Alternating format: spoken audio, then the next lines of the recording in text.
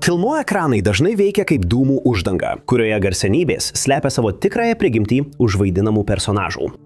Tačiau, kai filmavimo aikštelė pasikeičia iš būsimo didelio kino hito į interviu kambarį, pastebimas pokytis, kuris suglumina tiek interviu ėmėjus, tiek gerbėjus.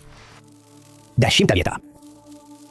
Joaquinas Phoenixas yra gerai žinomas amerikiečių aktorius, plačiai laikomas vienu talentingiausių savo kartos aktorių. Jis žinomas tuo, kad visiškai įsijaučia į vaidinamus personažus. Paauglystėje Joaquinas ir jo vyresnysis brolis Riveris pradėjo dirbti reklamose, o 1982 metais debiutavo kaip aktoriai seriale 7 nuotakos 7 broliams. Jo pasirodymai televizijoje apėmė Hill Street Blues ir Murder, She Wrote. 1986 metais jis buvo pakviestas vaidinti Morning Star, Evening Star, o tais pačiais metais debiutavo kine filme Kosminė stovykla. Joaquino ilgą kino karjerą atvedė jį į filmą Tėvystė. Po trumpos pertraukos nuo filmavimo aikštelių, jis 1995 metais sugrįžo į ekraną su filmu Mirti dėl. Jis sulaukė teigiamų įvertinimų už savo vaidmenis keliuose filmuose tarp 2000 ir 2004 metų. Po pasirodymo 2017 metų filme Tavęs čia niekada nebuvo laimėjo geriausio aktoriaus apdovanojimą Kanų kino festivalyje. Vis dėlto labiausiai giriamas Joaquino vaidmuo buvo jo Džokerio personažas 2019 metų psichologinėme trileryje Džokeris. Šis didžiulio pasisekimo sulaukęs filmas aktoriui pelnė Oskarą už geriausią aktorių. Tačiau kartais atrodė, kad Joaquinas Phoenixas per daug įsijautė į savo vaidmenis. Ir 2009 metų interviu su Davidu Lettermanu jis peržengė ribą, dėl ko vėliau teko viešai atsiprašyti, nes žiūrovai liko sutrikę ir įsitempę. Joaquinas Phoenixas pasirodė vėlyvojoje Davido Lettermano laidoje su netvarkinga barzda ir tamsiais akiniais nuo saulės. Ankstesnį interviu privertė gerbėjus tikėtis keisto, linksmo pokalbio, tačiau šįkart viskas klostėsi kitaip. Vietoj to žiūrovai nejaukiai stebėjo skausmingai nepatogų pokalbį, kuriame aktorius atrodė visiškai nesidomintis ir atsakinėjo Lettermanui vieno žodžio atsakymais arba kartais nerišliais murmėjimais. Jis taip pat sėdėjo priešais vedėją, pasyviai kramtydamas gumos gabalėlį. Tai, kas turėjo būti reklaminis pasirodymas, virto gana šiurpia akimirka, palikusią pėdsaką vėlyvo vakaro televizijos istorijoje. Trumpi atsakymai dažnai palikdavo Davidą Lettermaną be žodžių. Jis tikėjosi sklandesnio pokalbio. Net komplimentai skirti aktoriui atrodė nepasiekę tikslo. Paprastas, sumurmėtas ačiū buvo viskas, ką Joaquinas galėjo pasiūlyti. Kai aktoriai buvo duodamas ženklas, ką nors pasakyti ar užbaigti vieną iš interviuotojo sakinių, jis vietoj to tylėjo, žiūrėdamas tuščiu žvilgsniu ir šaltu veidu. Viso interviu metu jis buvo nepaprastai nejaukus ir gerbėjai manė, kad Joaquinas iš tikrųjų patiria nervinį suirimą, tačiau vėliau jis atskleidė, kad bandė išprovokuoti Lettermaną ir visuomenę. Jis jau buvo informavęs laidą, kad atliks šį numerį, tačiau jie neinformavo Lettermano apie šį pokštą.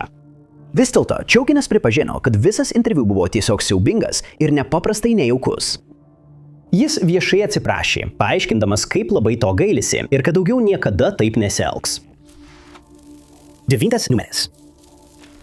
Aktorius Gary's Busses pasuko į teatro gyvenimą po kelio traumos, kuri visiškai sužlugdė jo planus siekti profesionalaus sportininko karjeros. Jo pirmasis kino debiutas buvo filme Angelų širdis, kur jis vaidino policininką.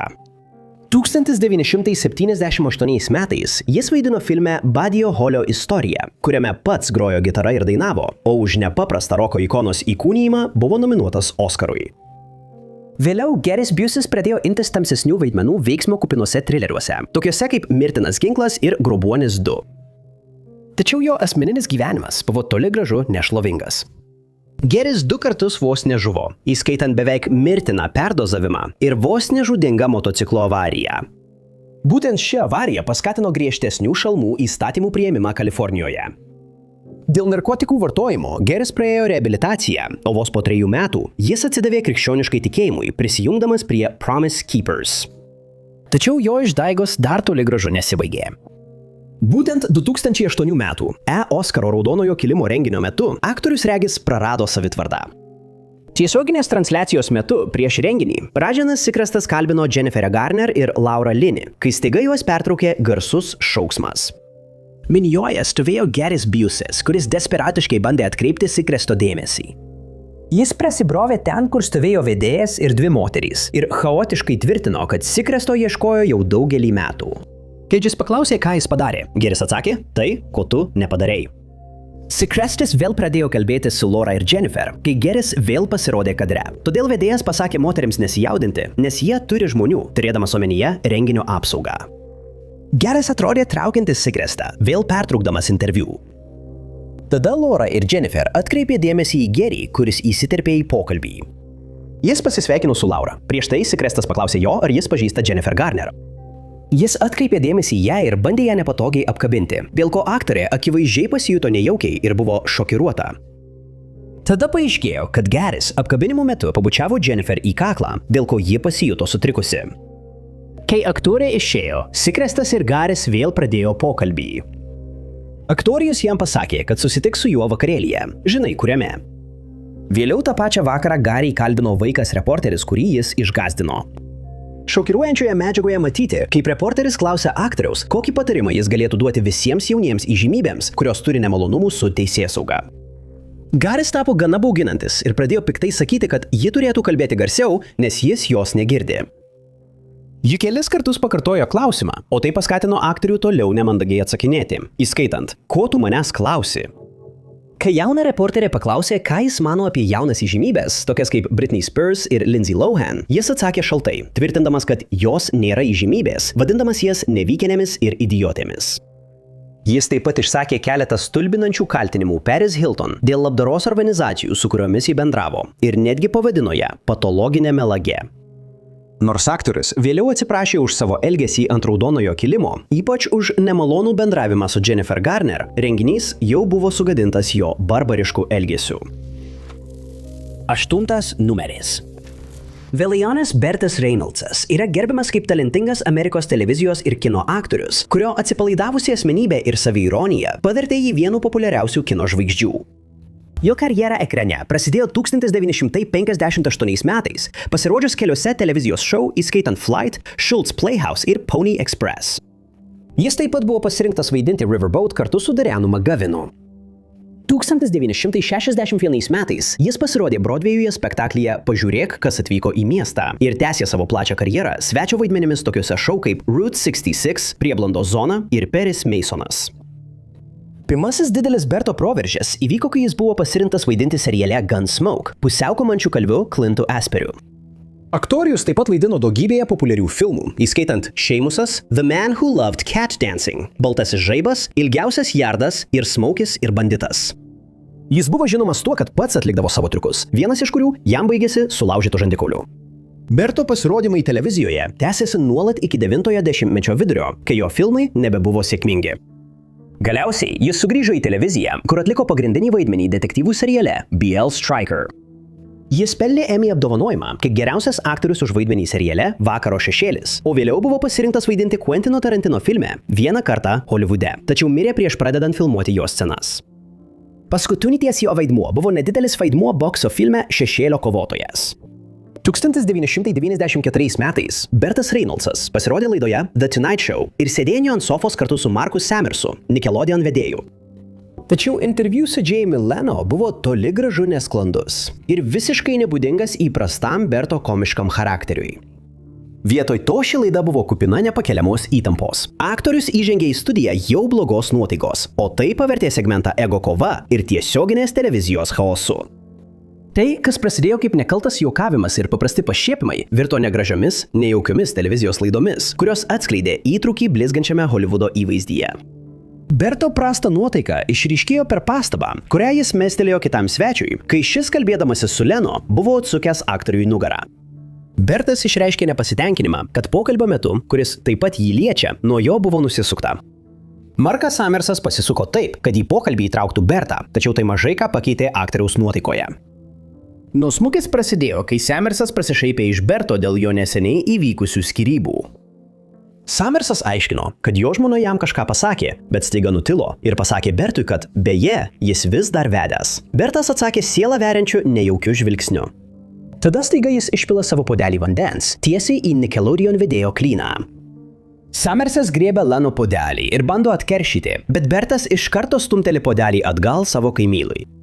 Neramus Leno ir Samerso juokas užvaldė likusią interviu dalį, o Bertas, neįprastai savo, liko be jokios išraiškos veide. Po kelių akimirkų komandos nariai išėjo su 2 pyragais ir padavė po vieną kiekvienai įžymybei. Po to kilo muštynės, užmaskuotos kaip nekontroliuojama maisto kova. 7 numeris. Gatvės magas Davidas Blainas išgarsėjo savo ištvermės triukais, pavyzdžiui, gyvenimu stiklinėje dėžėje kelias dienas. Jo kiek garsenybės karjera prasidėjo tada, kai jis nufilmavo savo magijos pasirodymą ir išsiuntė jį ABC. Atsakas buvo milžiniškas ir tai lėmė jo pirmąjį specialųjį pasirodymą Davidas Blainas Gatvės magija, kuris 1997 metais sulaukė didžiulio žiūrovų susidomėjimo. Po 2 metų sekė Davidas Blainas magijos žmogus. 2000 metais jis atliko savo pirmąjį ištvermės triuką, po kurio sekė triukas įšaldytas laike, kai jis buvo paliktas įšaldytas ledo luitu 3 dienas. Kitame viešame triuke jis stovėjo ant 100 pėdų aukščio stulpo 35 valandas. Šį triuką jis pavadino Vertigo. 2003 metais jis atliko triuką Above the Below, kai Davidas buvo pakabintas dėžėje prie Temzės upės 44 dienas be jokio maisto. Šis triukas sulaukė pasaulinio žiniasklaidos dėmesio. Tūkstančiai žmonių susirinko stebėti jo vėlesnio išlaisvinimo. 2006 metais jo kitas pasirodymas buvo Human Aquaria, kai jis buvo panardintas į vandeniu pripildytą sferą visai savaitei. Orą ir maistą jis gaudavo per vamzdelius. Nors jam nepavyko pagerinti pasaulio rekordo laikant kvėpavimą po vandeniu, Davidas sugebėjo išsilaisvinti iš sunkių grandinių, būdamas panardintas. Nuo pat pradžių buvo aišku, kad garsenybė buvo keista ir nenuspėjama. Tačiau 2001 metais jo keistumas pasiekė kulminaciją interviu laidoje GMTV. Iliuzionistas pasirodė Didžiosios Britanijos rytinėje laidoje kartu su vedėju Imanu Holmesu. Holmesas bandė vesti įprastą interviu su Davidu, kurio paslaptinga asmenybė peržengė ribą ir tapo tiesiog neraminanti. Jis atsisakė bendrauti su vedėju, vietoj to tuščiai spoksojo į priekį ir rodė tik bejausmę išraišką. Kai jis visgi atsakydavo į klausimus, kalbėdavo kankinamai lėtu, prislopintu balsu. Holmesas paklausė jo, ar toks elgesys tėra šou dalis. Davidas papurtė galvą nesutikdamas, leisdamas suprasti, kad tai jam nėra įprasta. Visiškai netikėtai, iliuzionistas pakelia ranką ir parodo ant delnų nupieštą piktąją akį, taip susėdamas savo šiurpų pasirodymą į vieną visumą. Vėliau visa komanda, įskaitant ir jį patį, pasisakė apie šį keistą elgesį, apibūdindami tai kaip akimirką tarsi stebint avariją, kai bandai suprasti, kas vyksta. Kai kurie darbuotojai net prisipažino, kad buvo tokie nervingi, jog jų delnai buvo suprakaitavę, bandydami suprasti, kas nutiks toliau.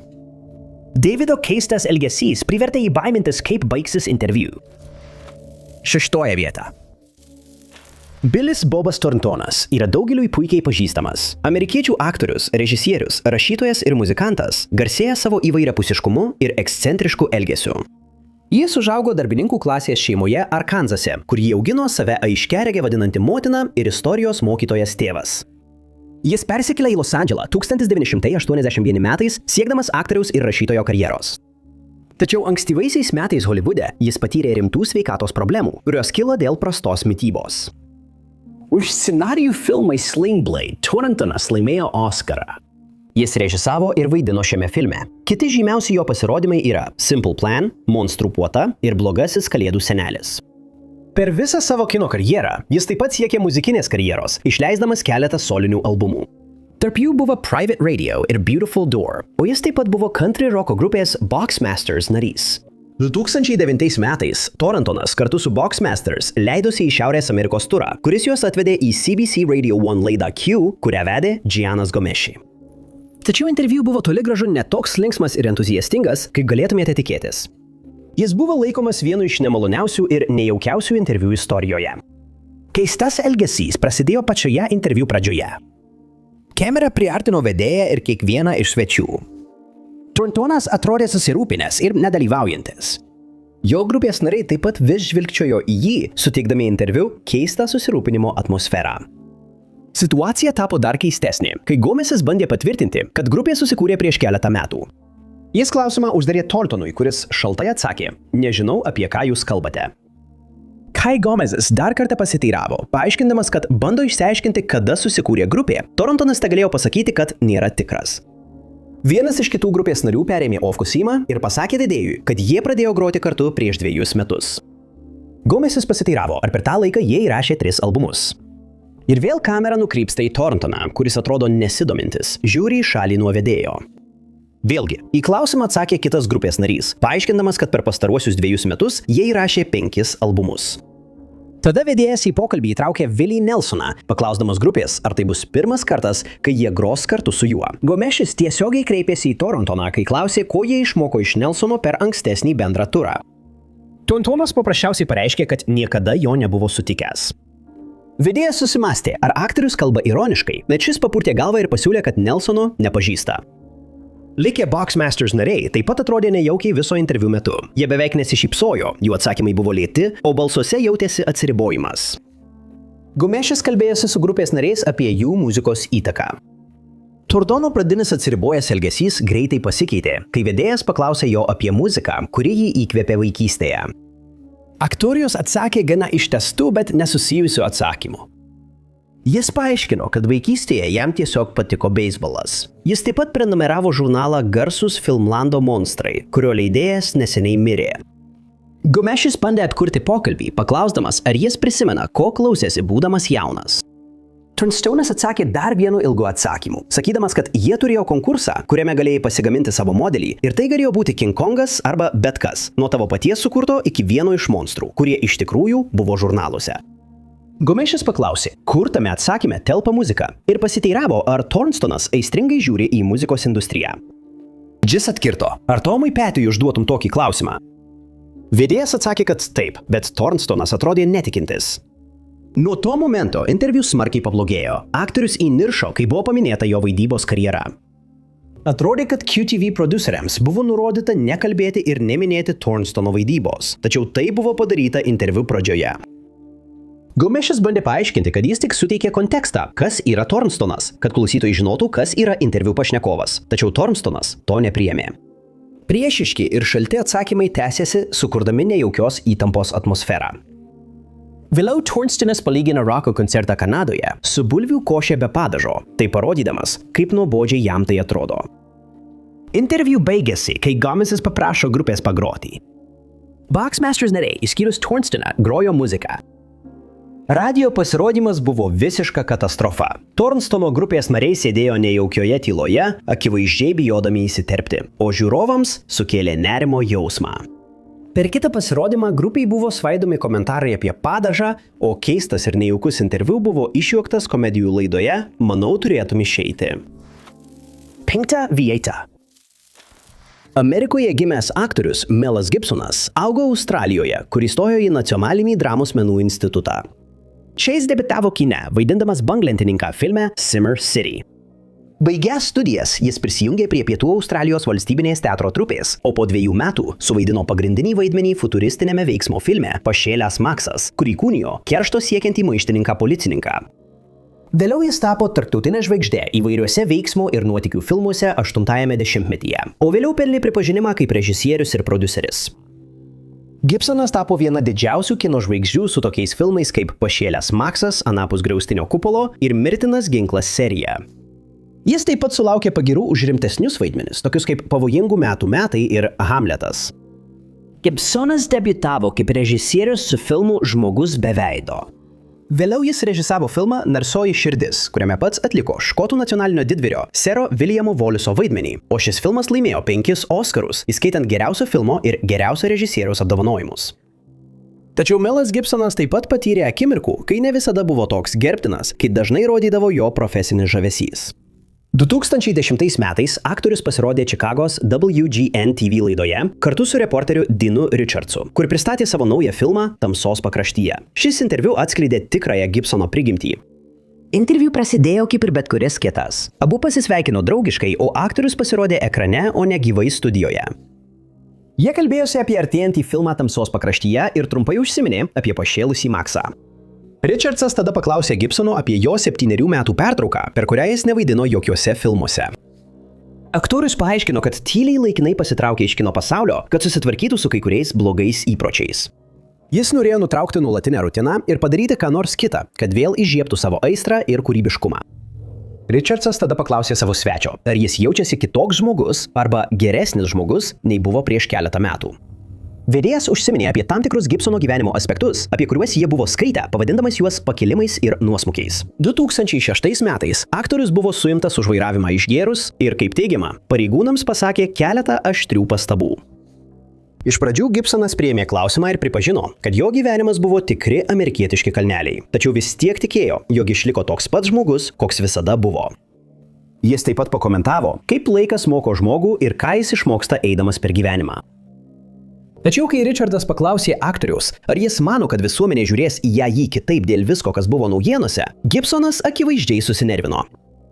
Paaiškinimui, Richardas vėl paminėjo gėrimo problemas ir tariamą įnirtingą tiradą prieš jį sulaikiusių pareigūnų religijas.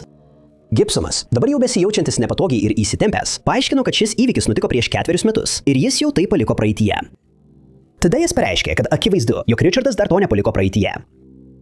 Vedėjas toliau spaudė dėl šio klausimo, svarstydamas, ar jo svečias mano, kad jo gerbėjai gali apie jį galvoti kitaip. Gibsonas primiktinai reikalavo palikti šį pokalbį praeityje. Interviu staiga baigėsi, kai Richardas pasakė, malonu matyti tave vėl sugrįžusį. Gibsonas parodo jam nykštį į viršų ir atsisveikina. Tačiau aktorius dar kelias akimirkas matomas ekrane, o jo mikrofonas vis dar įrašo garsą. Ir paskutinę akimirką Gibsonas garsiai ir aiškiai nusikeikia, skirdamas keiksmažodį Richardui. Tada palydovinis transliacijos signalas buvo nutrauktas. Vėliau vedėjas pasakė štai ką. Garsus žmogus ar ne, tikrasis žmogaus matas yra tai, kaip jis elgiasi, kai mano, kad niekas nežiūri. 4. vieta. Jaredas Leto buvo paskatintas savo motinos vertinti meną, todėl jis studijavo menų universitete ir vaizduojamųjų menų mokykloje, kur mokėsi tapybos ir kino kūrimo. Vėliau jis persikėlė į Los Andželą, kur iškart pradėjo vaidinti televizijos serialuose, įskaitant Camp Wilder. Jo proveržis įvyko, kai jis buvo pasirinktas vaidinti kultinėme seriale Mano vadinamas gyvenimas, kaip paauglių numylėtinis Jordanas Katalanas.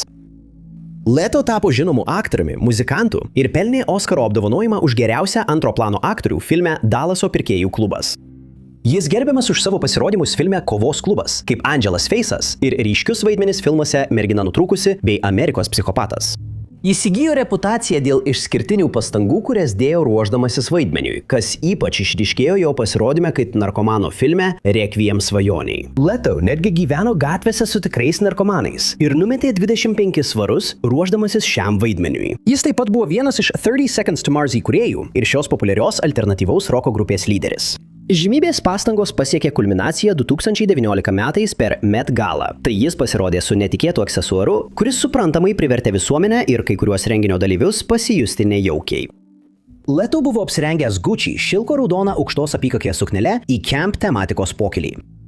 Jo aprangą papildė petnešas, brangakmeniais inkrustuota grandinėlė ir nukirsta galva, kurią jis laikė po vieną ranką tarsi mylimą augintinį. Žinoma, tas aksesuaras nebuvo tikra nukirsta galva. Tai buvo Gucci pagaminta jo paties galvos kopija. Leto nešiojama atskirta galva, pakeitusi rankinę, turėjo bejausmį veidą, kuris iš dalies atrodė žaismingas, bet daugiausia neraminantis. Šis vaizdas sujaukė mados deklaracijos idėjas ir pavertė renginį siaubo filmu. Extra TV 25 pranešė apie renginį ir užfiksavo šiurpius kadrus, kai aktorius laikė savo galvos dublį, kad fotografai galėtų jį pamatyti. Jis priėjo prie žurnalistų šalia, parodydamas keistą aksesuarą, o tada užsidėjo jį ant rankos, kurie stupėjo kaip paukštis, ilgi plaukai krisdami žemyn. 3. numeris. Amerikiečių dainininkas, dainų autorius, aranžuotojas ir šokėjas Jamesas Brownas yra vienas įtakingiausių 20-ojo amžiaus pramogų pasaulio atstovų, kurio pasiekimai jam pelnė šou verslo sunkiausiai dirbančio žmogaus vardą. Brownas augo segreguotose pietuose Didžiosios depresijos laikotarpiu ir buvo toks vargingas, kad buvo išsiųstas namo iš pradinės mokyklos, nes neturėjo pakankamai drabužių. Jis niekada nepamiršo šios patirties, todėl suaugęs mėgo dėvėti prabangius paltus, įmantrius apsiaustus ir auksinius papuošalus. Įžymybės pirmasis įrašas Prašau, prašau, prašau buvo parduotas 3 milijonais egzempliorių, nors King Records savininkai jo nekentė. Vėliau Browną atsivėrė nepaprasta karjera. Tačiau 1988 m. balandį legendinio muzikanto karjera trumpam sustojo, kai jis buvo suimtas Pietų Karolinoje. Neva jis užpuolė savo žmoną su švininė lazda ir iššovė į jos automobilį. Jis buvo paleistas už užstatą ir netrukus po to pasirodė interviu CNN kanale. CNN vedėja Sonia Friedman pateikė kontekstą, kodėl muzikantas buvo ten, paaiškindama, kad Brownas neigė jam mestus kaltinimus. Jis prisijungė prie Los Andželo naujienų studijos iš Atlantos, dėvėdamas milžiniškus akinius nuo saulės ir dar didesnę šypseną. Tai buvo vienas keisčiausių interviu televizijos istorijoje. Vedėja paklausė, kaip prasidėjo visi nemalonumai, tačiau svečias staiga pradėjo dainuoti, visiškai vengdamas klausimo. Vietoje atsakymo jis uždainavo ir išspaudė dirbtinę šypseną. Brownas primiktinai teigė, kad nori kalbėti tik apie muziką ir Sonia tam pritarė. Ji paklausė jo, kada prasidės jo turas ir kur jie vyks. Brownas paaiškino, kad jie išvyks iš Atlantos kitą dieną, o jų kelionės tikslas – Rio de Žaneiras. Jo tada paklausė, ar jis nerimauja dėl turo, nes daugelis jo gerbėjų jau bus girdėję apie jo areštą ir kaltinimus. Brownas tvirtino, kad jis nesijaudina, nes nieko blogo nepadarė, o jei gerbėjai jo apie tai paklaus, jis atsakys, aš jaučiuosi gerai. Brownas tapo dar labiau nenuspėjamas, pradėjo perėkinėti Soniją ir atsistojo nuo kėdės, kad trumpai pašoktų. Jis nuolat pertraukinėjo interviu, šaukdamas nesusijusius ir kartais nerišlius žodžius. Viso interviu metu Brownas nuolat kartojo frazę «Aš jaučiuosi gerai», įskaitant ir laidos pabaigą, kai Sonia bandė užbaigti laidą. Atrodė, kad jis tik menkai suvokė jos klausimus. Komentatoriai manė, kad tokio elgesio priežastis buvo narkotikų vartojimas. Brownas anksčiau buvo sulaikytas už kontroliuojamos medžiagos laikymą, kurias, kaip teigiama, jis vartojo nuolat. Manoma, kad šis interviu buvo narkotikų paskatinto reginio fonas, kuriame žiūrovai stebėjo, kaip žmogus visiškai praranda ryšį su realybe. Po kelių mėnesių Brownas vėl buvo sulaikytas už tai, kad viešai nešėsi šaunamąjį ginklą ir sukėlė policijai gaudynės dideliu greičiu. Antra. Garsus atgal į ateitį aktorius Crispinas Gloveris, plačiai žinomas dėl savo dažnai neraminančio, bet išskirtinio pasirodymo ekrane. Amerikiečių aktoriaus, kino kūrėjo, rašytojo ir menininko kūryba nuolat meta iššūkį įprastoms pasakojimo formoms ir dažnai pasižymi ekscentrišku stiliumi. Būtent George'o McFly'aus vaidmuo 1985 metų kino hite tapo Gloverio proveržio akimirka. Jo sukurtas nelaimėlio tėvo personažas galutinai įtvirtino jo vietą kino istorijoje. Jis labiausiai gerbiamas už savo itin šiurpų personažą, plonąjį vyrą, filmuose apie Čarlio angelus. Glovers atliko itin įgudusio žudiko, kuris tarnauja pagrindinio antagonisto parankiniu vaidmenį. Jo juodžiausi plaukai ir fetišas rauti moterims plaukus bei uostyti sruogas darė jį ypač trikdantį. Ir Gloveris taip pat pasirodė filme Penktadienis 13-oji, taip pat Kas graužia Gilbertą Greipą ir Gore burtininkas. Tai buvo 1987 m. Liepos 28 diena, kai garsenybė pasirodė vėlyvo vakaro laidoje pas Davidą Lettermaną, reklamuodamas savo filmą Upės pakrantė. Nuo pat pirmos akimirkos, kai Gloveris įžengė į sceną, buvo aišku, kad interviu bus toli gražu neįprastas. Aktorius dėvėjo keistą peruką ir platforminius batus, atrodė neįprastai nervingas ir nejaukiai jautėsi. Kai Lettermanas paklausė, kaip jam sekasi, Gloveris nerišliai ir neaiškiai atsakė, man gerai, man tikrai gerai. Lettermanas toliau uždavinėjo jam paprastus klausimus. Pavyzdžiui, kaip praėjo jo vasara, kur jis gyvena ir kur gyveno anksčiau. Tačiau vedėjas iš jo daug nesužinojo. Kai Lettermanas paklausė apie gyvenimą šalia Holivudo bulvaro ar pačiame Holivudo bulvare, Gloveris vis labiau susinervino, todėl Lettermanas pasakė, tiesiog palikime tai ir pereikime prie kitos temos. Tada vedėjas atkreipė dėmesį į lagaminą, kurį svečias atsinešė su savimi. Gloveris nervingai reikalavo, kad jis pasakytų visuomeniai kažką prieš tai, kai tai padarys spauda, nes jie gali viską iškraipyti. Tada jis ištraukė sulankstytą laikraštį LA Weekly ir perskaito ištrauką iš jo. Skaitydamas apie jį parašytą straipsnį, susijusį su naktinio klubo projektu, Gloveris matomai dreba. Tada jis paima dėklą ir pradeda aiškinti, kad turi šias citatas, bet pats save pertraukė sakydamas, kad žmonės sudarys įspūdį, kad jis keistas. Tada jis atsiraitoja rankovę, parodydamas savo raumenis ir tvirtina, kad yra stiprus. Lettermanas pakomentuoja, koks prislėgtas jis atrodo. Gloveris pakviečia jį pasivaržyti rankų lenkime, bet vedėjas atsisako. Ekscentriškas aktorius tada atsistoja nuo savo vietos, sakydamas, kad gali jį įveikti. Tada jis pasakė, kad moka ir spirti, ir tuoj pat tai pademonstravo. Jo platforminis batas praskrieja vos per kolį nuo Lettermano galvos. Atsakydamas į tai, Lettermanas palieka savo sceną ir pasako žiūrovams, kad sugrįž po kelių minučių. Kai laida vėl prasideda, Gloverio jau nebėra. Po kelių savaičių Gloveris sugrįžo į Lettermano laidą ir vėl elgėsi taip pat keistai. Jis visą laiką juokėsi ir painiojo žodžius, o tikro paaiškinimo dėl tokio keisto elgesio taip ir nebuvo pateikta. Pirmoji vieta. Jimas Keris yra vienas garsiausių aktorių, vertinamas dėl savo universalumo ir perdėtų ekspresyvių pasirodymų. Kanados ir Amerikos komikas pradėjo savo karjerą būdamas 19 metų, kai jis pasirodė Kanados televizijos filme Pristatome Džanetą, kuris kitose šalyse žinomas kaip Guminis veidas. 1984 metais jis debiutavo vaidybinėme filme Kas randa, tas laimi, po kurio sekė Kartą įkandus. Jimas Carrey's iš karto sulaukė didžiulės sėkmės su filmu Ace Ventura – Gyvūnėlių detektyvas. Jis taip pat atliko pagrindinius vaidmenis tokiuose kino hituose kaip Bukas ir bukesnis bei Kaukė. Jo vaidmuo kaip drovaus banko tarnautojo, kuris tampa išmintingu, sąmojingu žaneveidžiu gražuoliu, pelnė jam pirmąją iš daugelio Auksinio gaublio nominacijų. Jis tęsė savo vaidmenį kaip keistas gyvūnų detektyvas antrajame Ace Venturos filme Kai šaukia gamta ir vaidino mįslių žmogų filme Batmanas amžinai. Tačiau Jimas Carrey's yra žinomas dėl savo nenoro prisitaikyti prie Hollywoodo įvaizdžio. Jis laiko Hollywoodą paviršutinišku ir egoistišku. Jis garsiai cituojamas sakant, visa tai neturi jokios prasmės, kalbėdamas apie 2017 metų New Yorko mados savaitės renginį, sakydamas, norėjau rasti patį beprasmiškiausią dalyką ir prisijungti, ir štai aš čia. Priešingai nei šios nuolatinės įžymybių pasaulio nuomonės, Jimo Carreyo neįprastas pasirodymas 2026 metų Cezario apdovanojimuose Paryžiuje išsiskyrė. Komikas pasirodė renginyje neįprasta išvaizda, kuri privertė internetą diskutuoti, ar tai tikrai buvo jis. Atsiimdamas garbės Cezario apdovanojimą, kuris Prancūzijoje prilygsta Oskarui, Jimas Carrey's užlipo ant scenos ir sakė padėkos kalbą prancūziškai. Tačiau gerbėjai pastebėjo, kad jo išvaizda atrodė visiškai pasikeitusi. Padėkos kalbos vaizdo įraše atrodo, kad jam buvo atlikta tam tikra grožio operacija – plastinė operacija arba botokso injekcijos. Tačiau Jimas Carrey's, kurį visi pažįsta ir myli, buvo priešiškas tokiems dalykams. Jis atvirai kalbėjo apie Hollywoodo apsėdimą jaunystę ir dirbtinumu, tačiau jo nesena išvaizda sukėlė aršias diskusijas. Po padėkos kalbos Jimą Carrey kalbino keli renginyje dalyvavę žurnalistai, todėl žiūrovai galėjo iš arti pamatyti žmogų, kurį daugelis laikė apsimetėliu. Jo asmenybė ir elgesys interviu metu taip pat buvo gana keisti ir nebūdingi įprastai tiesiam, pasitikinčiam savimi ir dažnai sąmojingam žmogui, kurį jis vaizduodavo. Jis nervingai aiškino, kad kalbėti prancūziškai buvo rizikinga ir kad jis ilgai rašė savo kalbą bei kruopščiai ją tyrinėjo.